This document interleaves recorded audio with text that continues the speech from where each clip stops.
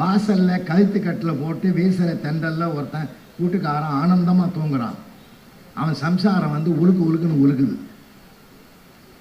கஷ்டப்பட்டு எழுதி ஏண்டி இப்படி எழுப்புனேன்னா தூக்க மாத்திரை போட்டுக்காமையே தூங்குறையான்ட்டான். இந்த மாதிரி ஜீவனை நம்ம என்ன பண்ணுறது?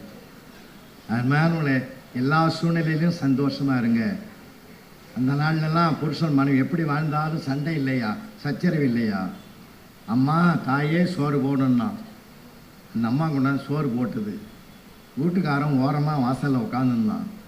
சோறு போட்டு நிற்கிறான். அவன் ஓட்டாச்ச சோறு போக வேண்டியது தானே. நான் வீட்டுக்காரன் யோ உன்னையா கேட்டேன், நீ கம்னுரு, நீ வெளியில் கேட்குறேன், நான் நின்றுன்னு கேட்குறேன்னா எனக்கு ஏன்டா வம்புன்னு உட்காந்துட்டான். அம்மா மகாலட்சுமி வாங்கன்னா வெறும் சோறு போட்டு எப்படி சாப்பிட்றது, கொஞ்சம் குழம்பு ஊற்று தாயேன்னா.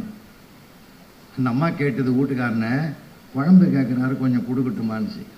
அவனுக்கு ரோஷம் வந்துடுது.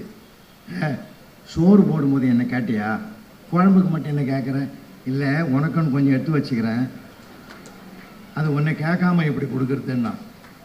அவன் ஏற்கனவே வில்ல நாட்டம் பார்த்துக்கிறான். அவருக்கே கொடு சாப்பிட்டு அனுபவிக்கிட்டேன்ட்டான். குழம்பு ஊற்றியாச்சு. அவன் போய் ஒரு இடத்துல உட்காந்து சாப்பிட்டான். 2 பேரும் காம்ப்ரமைஸ் ஆகிட்டான்.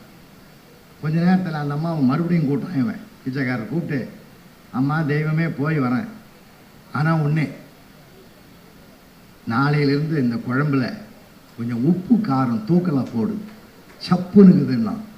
அந்த அம்மா சொல்லிச்சு, கட்டின புருஷன் 25 வருஷமாக போட்டதை தின்றான், உனக்கு என்னடா நாக்கு ருசின்னு கேட்டு.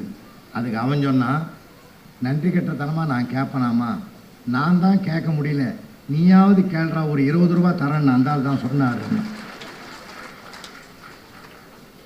கடவுள் கொடுத்த பெரிய மகிழ்ச்சி மனிதனுக்கு மட்டும்தாயா, எந்த விலங்குகளுக்கும் பறவைகளுக்கும் அது கிடையாது. மகிழ்ச்சியை நாம் கொண்டாடுவோம். மகிழ்ச்சியை கொண்டாட கொண்டாட நமக்கு அனைத்து வசதிகளும் வந்துவிடும்.